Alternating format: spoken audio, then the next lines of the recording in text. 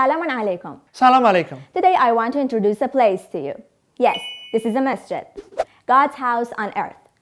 Of course, all houses and the whole earth belong to God, but masjids are different in some aspects and so they should be respected. This is a masjid, it's not a kitchen garden. For example, a woman remembers in the masjid that her mother has just invited them for dinner. So she starts shouting from upstairs to her husband, Darling, we should go to my mom's home tonight. We should take something there. Do you want to buy confectionery or fruit? Shouting in the masjid is makruh or disliked in Islam. This is a masjid, it's not a street market. Some salespersons have a second branch in the masjid. Before adhan or call to the prayer, they go and sit near the masjid's door and present their stuff to sell. When entering the masjid, people take a look at the stuff and then make their decisions while they're saying their prayers.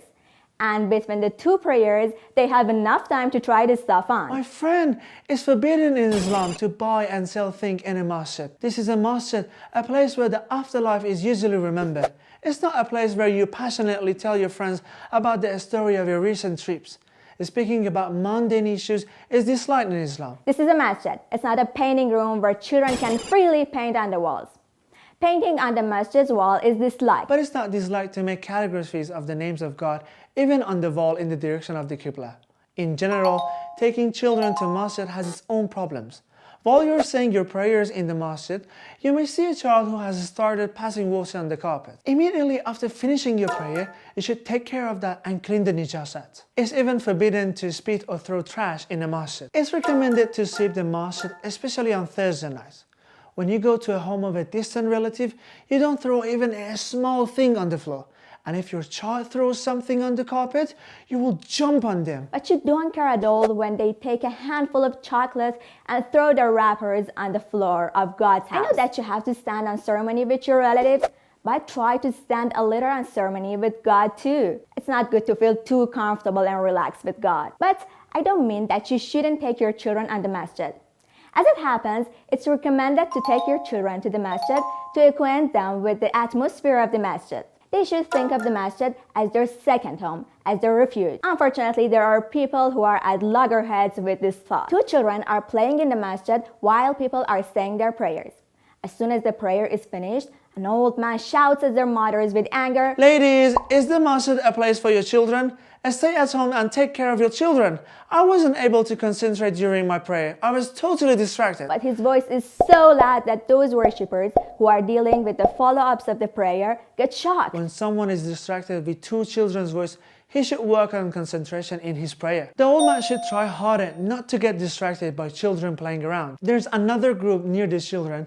When we were kids, we used to call them boogaboos. They weren't the same as the old men who just shouted from the men's section of the masjid. They glared at us in a way that caused nightmare. Both groups believe that the masjid is not God's house. They think it's theirs and feel like they can treat with these naughty children in whatever way they liked. They have forgotten that the landlord is another person. If you are too nervous, please just stay at home and say your prayer there. This is a masjid, God's house. Don't you take care of your appearance when you go to someone's home?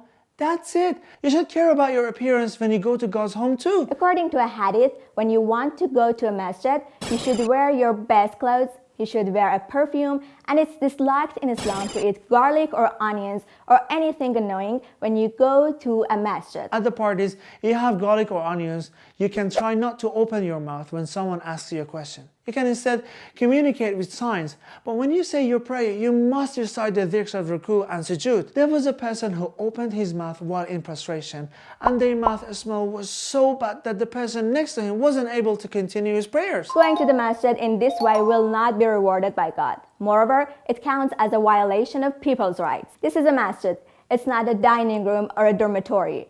It's not forbidden to eat or sleep in the masjid. But according to hadith, you'd better not eat or sleep there. Also, it's disliked in Islam to clap in masjid. Of course, it's fine to celebrate the birthdays of religious leaders in masjid. It's perfect, but the song and the rhythm shouldn't violate the sanctity of the masjid. Some celebrations are not holy enough. Imams won't be happy when you lose your control in celebration in their names. This is a masjid. It's God's home on the earth. It's a refuge for believers, and it's a place where saying prayers makes God happy. According to a hadith, when someone goes to a masjid for saying prayer, the earth will exalt God on his behalf for every single step.